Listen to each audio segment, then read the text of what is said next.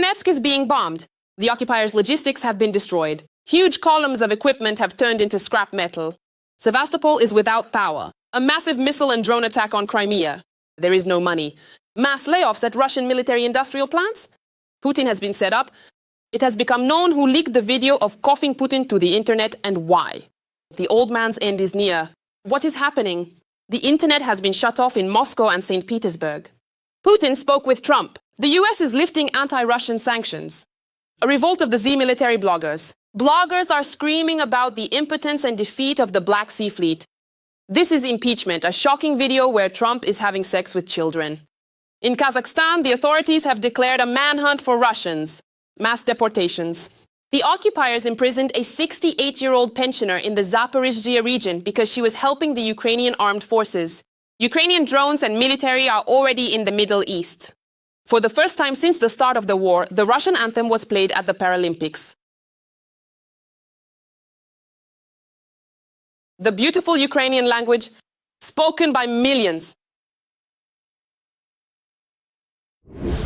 Ukrainian drones successfully attacked Russian military equipment right on the Donetsk-Horlivka highway, situated 50 kilometers away from the front line. And furthermore, in addition to all of that, at night they struck Donetsk itself. Explosions were also heard in Makivka. The strike on the occupied territory of Donetsk region was confirmed by the Special Operations Forces of the Ukrainian Armed Forces. In Makiyivka, front strike SSO units hit a fuel and lubricants depot. And in Donetsk, during the late hours of the night on March 10th, front strike SSO units successfully carried out a series of strikes against a storage base, a distribution point, and a specialized supply station for fuel and lubricants in Makivka. In neighboring Donetsk, SSO drones struck the Volna 3 electronic warfare station, which the enemy used specifically to defend against UAVs by jamming control frequencies, causing drones to lose their targets or connection. There is real panic in the rear of the Donetsk occupiers. Unfortunately, the skies are controlled by the enemy, even deep in the rear.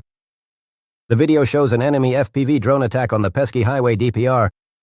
Damn, in 2023 it was safer there than it is now.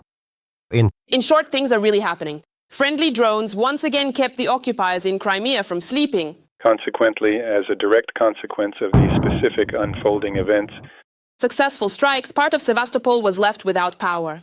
The occupation authorities are claiming some kind of accident. Yeah, the same kind of accident as the day before. It's called a strike. After the latest arrivals on the peninsula, a state of emergency was even declared in Sevastopol itself.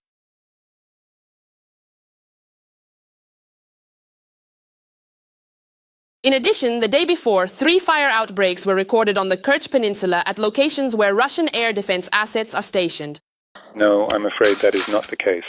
No one was able to sleep in Russia itself either. UAVs attacked the Belgorod region. Reading the comments under previous episodes, I see that many of you are watching us from Europe, Kazakhstan, Moldova, and even the USA. We Ukrainians are grateful for your support and proud to have such sensible viewers. Let us know in the comments below where you are watching from and whether people in your country support our fight against the empire of evil. I always enjoy reading your comments. And now we continue. The most interesting part is coming up. Almost the entire territory of Dnipropetrovsk region has already been liberated from the Russians. The joint forces only need to finish their work in 3 small settlements and carry out a sweep in 2 more. This was stated by Major General Oleksandr Komarenko, chief of the main operational directorate of the General Staff. More than 400 square kilometers of our territory have already been liberated. A slightly smaller area has been cleared of enemy personnel who had infiltrated the rear zone. Almost the entire territory of Dnipropetrovsk region has been liberated. There are still 3 small settlements to be finished and 2 more to be cleared. Work continues in the aforementioned Alexandrovsk direction. Units of the Airborne Assault Group eliminated 10 Russians in a short period of time, destroyed 2 enemy vehicles and 3 quad bikes. But that's not all. Already in the Alimansky direction, the pilots of Signum spectacularly destroyed 13 enemy vans. The vehicles burned together with the occupiers. In addition, a new offensive by the Ukrainian armed forces has already begun. Ukrainian troops are strengthening their defenses and delivering significant blows to the enemy. This was reported by the Commander-in-Chief of the Ukrainian Armed Forces, Oleksandr Syrsky. Counterattacks by the Ukrainian armed forces in the south could disrupt Russia's spring offensive. According to analysis by the American Institute for the Study of War, Ukraine's defense forces have intensified counterattacks not only in the directions of Oleksandrivka and Huliaipoli, but also in the western part of the Zaporizhzhia region. These counterattacks have tactical, operational, and strategic effects that could disrupt Russia's planned offensive campaign in the spring-summer of 2026. At the same time, according to Siersky, Ukrainian units are actively using drone systems, artillery, and remote mining, which allows them to gradually reduce the enemy's combat potential and disrupt its offensive plans. Earlier, American analysts stated that in February 2026, the Ukrainian army launched limited counterattacks in the western part of the Zaporizhzhia region, which continued until early March. It is quite possible that this mutually reinforced Ukraine's efforts to counterattack Russian forces in the eastern Zaporizhzhia and Dnipropetrovsk regions. I never cease to admire the courage and heroism of Ukrainian soldiers. They are holding the front and standing up to a vast horde that greatly outnumbers them. That's why I urge everyone to support the armed forces of Ukraine. And if you're unable to do so financially, write them words of support in the comments. I know they are watching us. It's no secret that Russia has launched large-scale production of strike drones in Tatarstan. Russia is even recruiting labor migrants from Africa to assemble Shaheds. But since Russia's demands are growing, the authorities are having to bring even teenagers into military factories. My parents are proud of me. Do you want the same? The Alabuga Polytech College has launched an advertising campaign to attract students and teenagers to assemble Garan and Shahed drones. The students call themselves patriots and say that they earn good money for doing something important for the country. My parents didn't understand, but I came here because I'm a patriot, and besides, I make decent money. My salary in my second year is 150,000 rubles. I plan to develop myself so that next year I can reach a managerial position and earn a salary of 350,000 rubles. Yet another example that Russia absolutely doesn't care who it involves in the war. We don't know where kids are getting these kinds of salaries, or rather, who is promising teenagers this kind of money. Because outside of propaganda, the reality is completely different. At defense factories, not only are the salaries several times lower, they're also delayed. On top of that, workers are being laid off. And because they cut half the staff. In fact, that's exactly what's happening at my friend's defense plant, by the way. And now the lawyers there are figuring out how to fire even more people because they need to find some kind of reason. They can't just fire them for nothing. And it's not just bloggers talking about this, but even people from within the profession.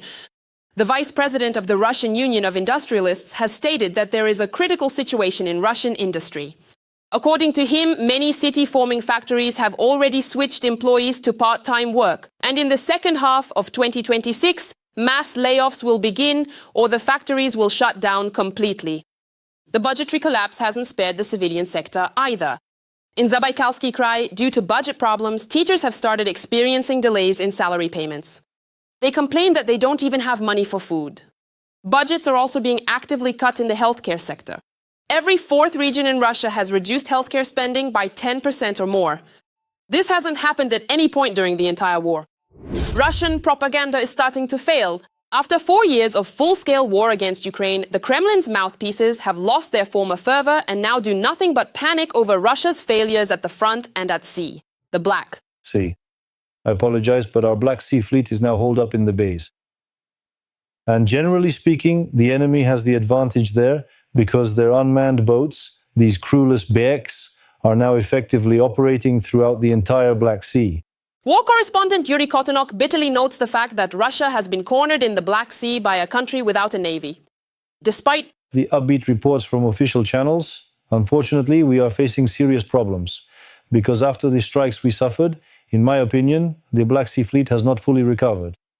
The Black Sea Fleet still has not acquired a proper flagship again. By flagship, I mean either the cruiser Moskva or the frigate Admiral Makarov. There have been so many flagships already at the bottom of the Black Sea or damaged that you can't even remember them all at once. They're freaking out because of problems on land. Patriot Maxim Klimov is complaining about problems with armored vehicles in the army and blames everything on the Russian Ministry of Defense. The Auto Armored Vehicle Department.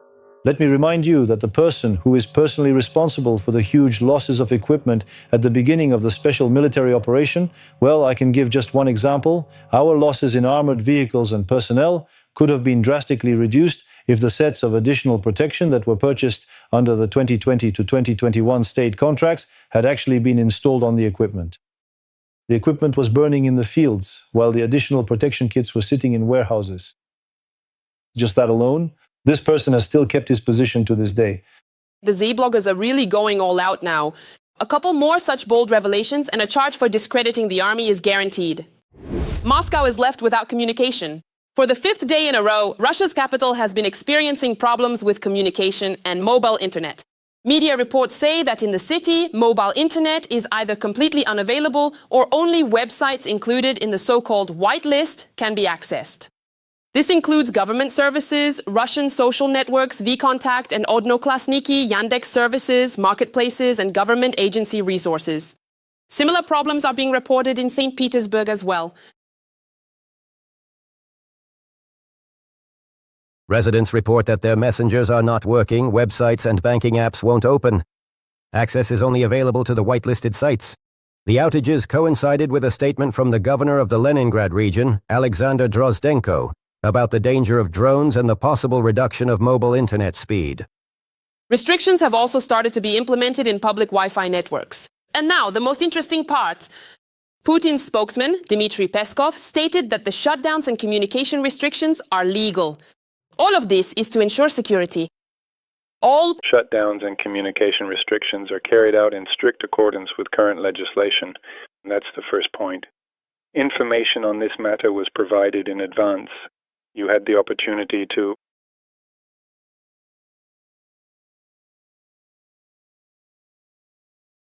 as we can clearly see right here, in this example, Russia is slowly but surely turning into North Korea. I think that after the internet, they'll ban jeans. Trump called Putin. And according to the American president, they had a very good conversation with the Russian dictator. They also talked about Ukraine. But the main focus was on the situation in the Middle East. Trump says that Putin expressed a desire to help, but the US president declined Putin's offer of assistance. And he told the bunker dictator that it would be much more useful if Russia stopped its war against Ukraine. He said that you could be more helpful by ending the war between Ukraine and Russia. That would be more useful. And although Trump refused Russia's help, it seems he himself is not opposed to helping Putin. Shortly after the conversation, Trump announced the lifting of sanctions. We are lifting certain oil-related sanctions to lower prices. We have sanctions against some countries, but we are lifting these sanctions until the situation normalizes. Then, who knows, maybe we won't have to reimpose them. That's how it is for some countries. Most likely, this also refers to Russia. There are, of course, results after the phone conversations between Trump and Putin, but they are not in our favor. And what do you think about such pandering to the Russian dictator? Another impeachment, loss of power and prison await Donald Trump if the following statement by Canadian journalist Mark Slapinski is confirmed. The US media space was shaken by the sensational claim of the journalist that there allegedly exists a video in which American President Donald Trump is having sex with children. The journalist then adds, and I quote, "They will be published and will put an end to his presidency once and for all." Let me remind you that this statement was made against the backdrop of the disclosure of new files related to the now deceased American businessman Jeffrey Epstein. Even before his death, he had been convicted for creating a network of influential people who, at his villa, committed sexual abuse, including against minors. Epstein himself was also accused of sexual abuse. It is no secret that Trump and Epstein had a friendly relationship. However, Trump denies all accusations of involvement in Epstein's crimes. Kazakhstan and Russia differ on many issues, but there is one area where their partnership has become very active. Kazakhstan does not need Russians in the country, while the Russian Federation is very eager to bring Russian men back and mobilize them. So now Kazakhstan is preparing for the mass deportation of anti-war Russians. The investigation into this criminal case began at the end of February 2026. considering that the case involving fake temporary residence registrations is being handled not by the Migration Police but by the National Security Committee. This may indicate preparations for mass deportations based on lists coordinated with Russia and not related to a politically motivated criminal case. Human rights activists have recommended that those involved in the case urgently leave Kazakhstan, while it is still possible to do so independently, and avoid being deported to Russia. The plan is to expel Russians for fake temporary residence registrations, which are the very basis for their stay in Kazakhstan. How far this criminal process will go remains an open question. Coughing is no longer an obstacle. Coughing is actually a good thing. The Kremlin continues to experiment with Putin's addresses and is releasing unedited greetings from the bunker dictator. What they always tried to hide is now being openly shown. But was it accidental or intentional that the human version of the address by the far from humane Putin appeared online? How is Putin's address actually recorded and which of his own people set him up? We'll tell you in this report. March 8th, Putin's traditional congratulatory address. Dear women, I am sincerely glad to congratulate you on International Women's Day. But this seemingly ordinary protocol video stands out sharply from the sterile Kremlin TV production. Yes, that is absolutely correct, as you mentioned. You know, let me just go ahead and say it again, because I actually just came in, right? Yes, I almost started coughing. Talked a lot, it's really funny. No.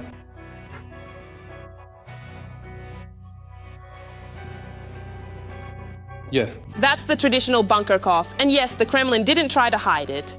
Viewers were shown what is usually carefully cut out. A working take, a video with pauses and commentary. You have to admit, the human factor in videos from the Kremlin is a very rare thing, especially considering we're talking about Putin.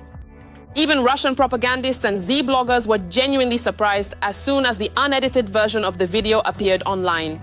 They started saying that this wasn't just an editing mistake, but sabotage. That couldn't have happened. They couldn't have failed to check it before uploading. They just couldn't have. From a systemic perspective, this is a revolt. And if you recall the recent leak about the drop in trust levels, it's hard not to think that the revolt, though ruthless, is deliberate. And the person who leaked the draft knows they'll be found out, but isn't afraid. Personally, I'm even afraid to draw any conclusions. This is being discussed even in Kremlin offices. They say that Putin was attacked by internal enemies and traitors. Personally, I have said more than once, including to you, that traitors and internal enemies would try to strike at Vladimir Vladimirovich to attack him. And that's exactly what happened.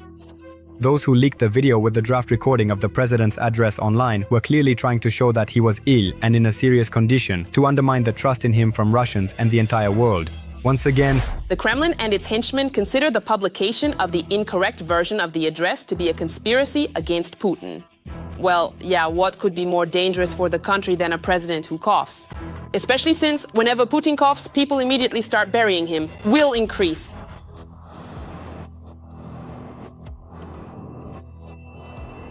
But while some treat Putin's cough as a state secret, others find something positive in it. Like the president is real after all? And this brings us to the question of whether the unedited video was leaked accidentally or on purpose. Putin's addresses are one of the most tightly controlled television genres in Russia. They are recorded in advance with several takes carefully edited and approved at multiple levels. Given this, even the draft version of the greeting is already edited. That's the director's concept, so to speak. If this specific situation was actually a deliberate and calculated leak of information, it would serve to clearly demonstrate that Vladimir Putin is indeed a living, breathing person. And it would further suggest that he somehow even manages to react in a normal way to certain types of basic physiological stimuli and external environmental factors. It's kind of an attempt to humanize Putin for March 8th, so to speak. The idea is not to cut or edit it, even though that could have been done. And here he is, willing to re-record just to personally and directly congratulate women. Just like he supposedly personally visits wounded soldiers from the special military operation in hospitals. Or allegedly talks with residents of occupied Mariupol.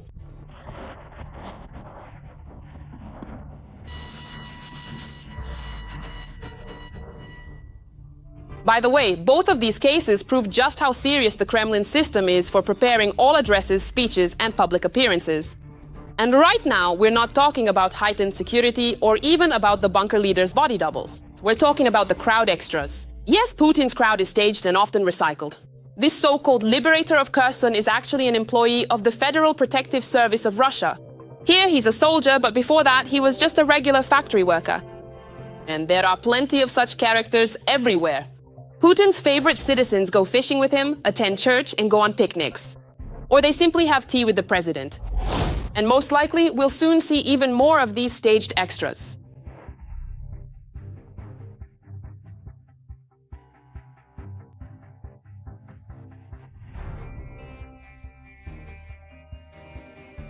And of course, these kinds of events that are being pushed there on the population, most likely they organize these with the involvement of so-called extras, agents from the Federal Protective Service or a small circle of people who are shuttled back and forth like a gypsy caravan.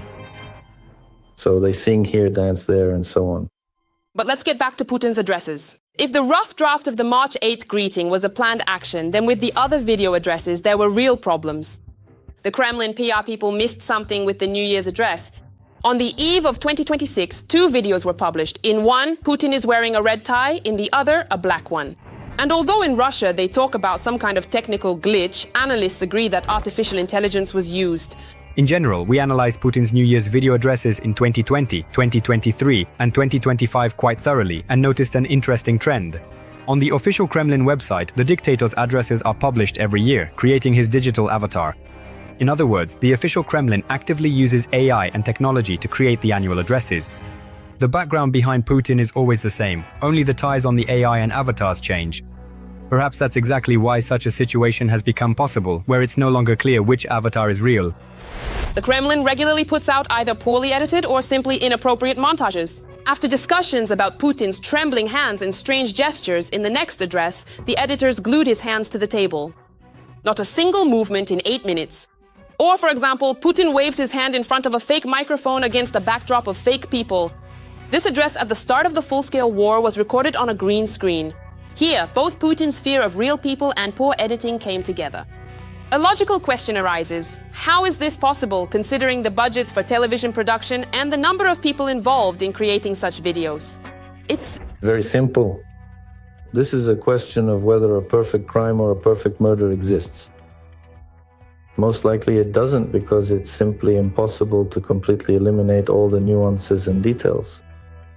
It's just unclear which detail might give it away. And this is such a big problem because lies inevitably come to light, especially, as I already mentioned, in the age of information technology.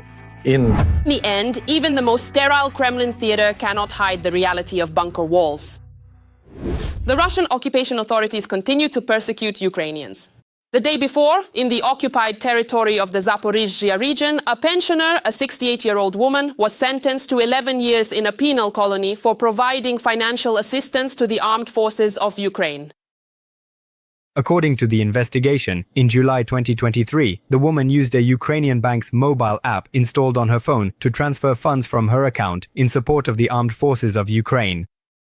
The FSB regards such a transfer as providing financial assistance to a foreign state in activities directed against the security of the Russian Federation. This is the second known sentence in March. The day before, the same occupation court in the Zaporizhzhia region sentenced a 71-year-old man to 10 years in a high-security penal colony. The charge is the same: financing the armed forces of Ukraine. This concerns a transfer of 3,000 hryvnias. Elderly people in the occupied territories often send money to relatives or acquaintances who are in Ukrainian-controlled territory. The occupation authorities, in turn, monitor bank transactions and may classify them as financing terrorism or high treason. Ukraine has sent drones and specialists to the Middle East to train representatives of the anti-Iranian coalition in their use. This was reported by President Zelensky. But what will Kyiv receive in return for this assistance? After all, it is known that there is a serious shortage of air defense systems to protect Ukrainian skies. It has been 4 long years from "Please help us close the sky over Ukraine" to "Help us, the people of Ukraine."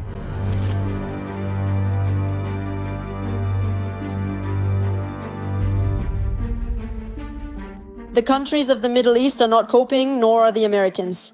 Only Ukraine has proven capable of countering Iran. As a result, official Kyiv was approached for support and Ukraine did not stand aside. Ukrainian specialists are traveling together with countermeasures to the countries of the Persian Gulf. We understand what is happening, what kind of war is going on there. We discussed some details regarding the strikes on the Gulf countries. We expect that we will coordinate our actions. In Europe, we are also coordinating with certain states to ensure Europe's interests are protected and to prevent the destabilization around Iran from leading to increased problems in Europe. For now, it is only a matter of sending Ukrainians to Jordan to guard American bases. However, it is likely that over time, Ukraine's assistance will be scaled up. Volodymyr Zelensky has reported that there are already 11 requests from Iran's neighboring countries, European states, and America for assistance in countering Iranian drones. The goal is noble, but such assistance also carries risks. The main concern is whether we are weakening our own defense capability with these actions. And this risk does indeed exist. But we also cannot abandon the countries of the Middle East. Firstly, it is thanks to the countries of the Persian Gulf that prisoner exchanges are taking place. And Ukraine will not forget this assistance. But secondly, it is time to move beyond statements of deep concern and start helping through action. Who, if not Ukrainians, know how important this is? It is crucial to recognize and understand that our war is a fundamentally new kind of war.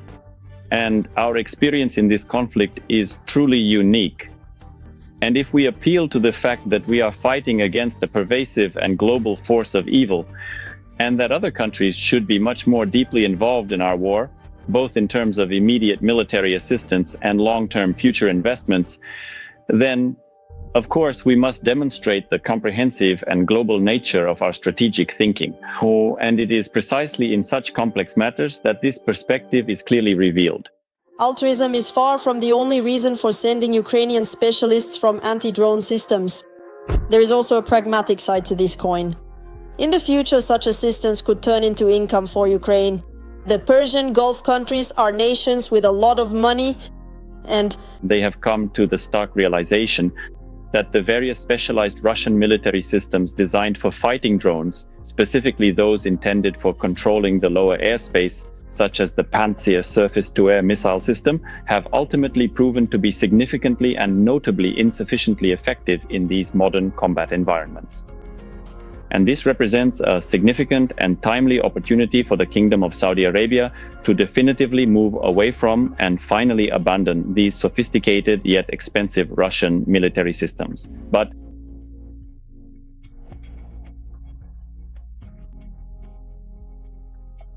reflections about the future are not so comforting when the threat looms right now.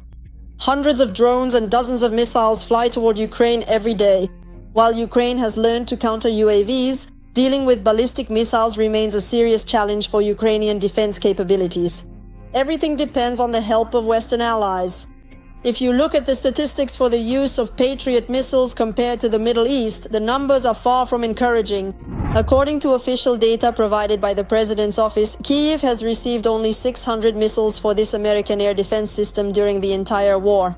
Meanwhile, in just the first days of the war in Iran, Middle Eastern countries used more than 800 Patriot missiles. And perhaps assistance in fighting drones in the Middle East will help Ukraine receive more missiles for its air defense systems.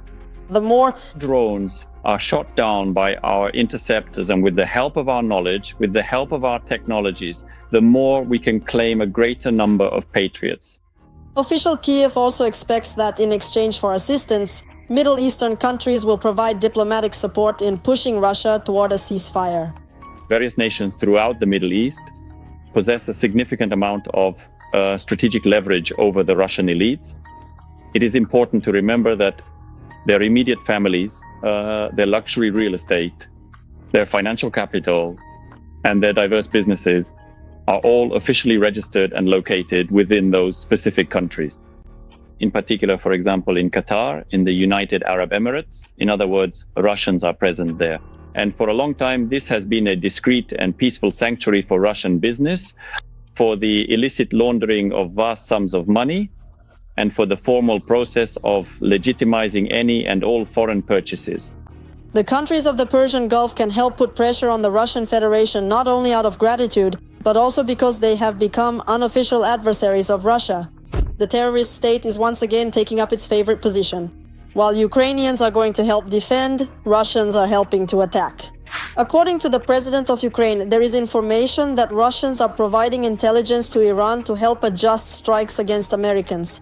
In addition, Russian components are being found in Iranian Shahids.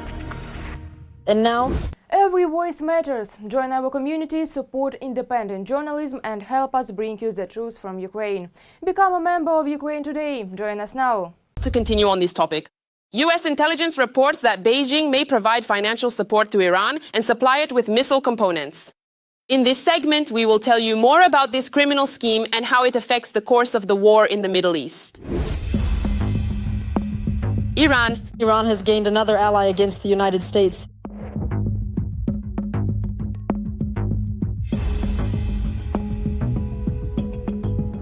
China is likely preparing to transfer spare parts and components for missiles to Tehran, as well as provide financial assistance, according to US intelligence services. Although publicly, Beijing calls for a diplomatic resolution of the situation in the Middle East. This is not about the possible transfer of missile technology, but about the possibility of transferring the S-300 system to Iran, of Russian and Soviet manufacture, which is in service with the People's Liberation Army of China. 38 S-300 divisions. Moreover, I do not rule out the possibility that Iran will act as a transit country for the further transfer of these surface-to-air missile systems to enhance the capabilities of Russian air defense, primarily for the protection of strategic facilities, first and foremost on the territory of the Russian Federation itself. However, Beijing is acting with great caution in its support of Tehran against the backdrop of the US and Israeli military operation against the Ayatollah regime. China wants the war to end because it threatens energy supplies. Beijing imports about 45% of its oil through the Strait of Hormuz. China currently stands as one of the very largest global end consumers of Iranian crude oil, and accordingly, the specific price of this oil, which is presently being quoted on the volatile world markets at approximately $109 per barrel. This is first and foremost a blow to the Chinese economy. China fully understands that any further escalation of hostilities in the Persian Gulf, even for just a month, could lead to enormous consequences for the Chinese economy. Earlier, Reuters reported that Tehran is close to purchasing Chinese missiles, which pose a threat to the US Navy. Specifically, these are Chinese-made SM-302 anti-ship cruise missiles.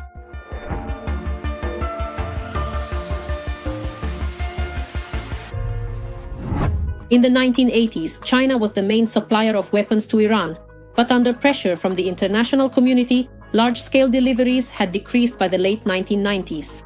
In recent years, American officials have accused Chinese companies of supplying Tehran with materials related to its missile program, but have not publicly stated that ready-made missile systems were being delivered.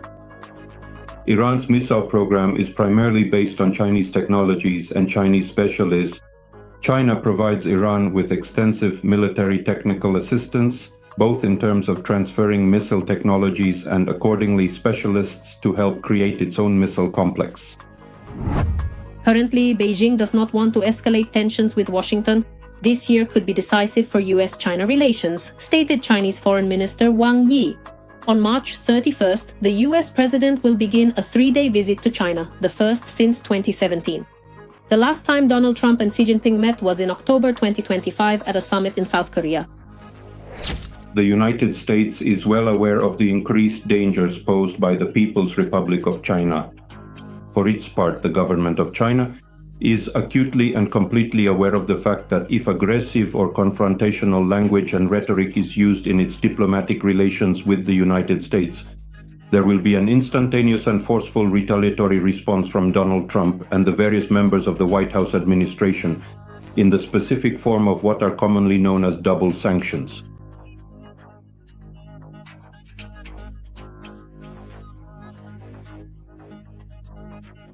In the specific event that it should happen, if Beijing acts cautiously in its relations with Iran, while Russia provides assistance openly.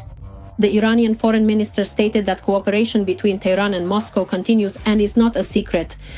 The Russian Federation uses so-called controlled leaks of information about intelligence sharing primarily as an element of military political pressure on the United States. The point is that the Russian Federation is signaling that they are ready to stop intelligence sharing with Iran in exchange for a ban on intelligence sharing between the United States and the Ukrainian intelligence community. By the way, Iran and Russia have signed a secret agreement for the supply of 500 modern Verba surface-to-air missile systems and missiles for them over the course of 3 years, according to the Financial Times. World sports continues to hit new lows. After the return of Russian symbols to the Olympics, what was bound to happen sooner or later finally occurred.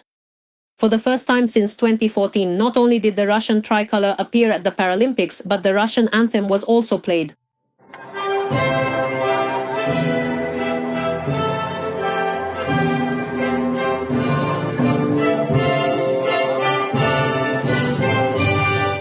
I have no words.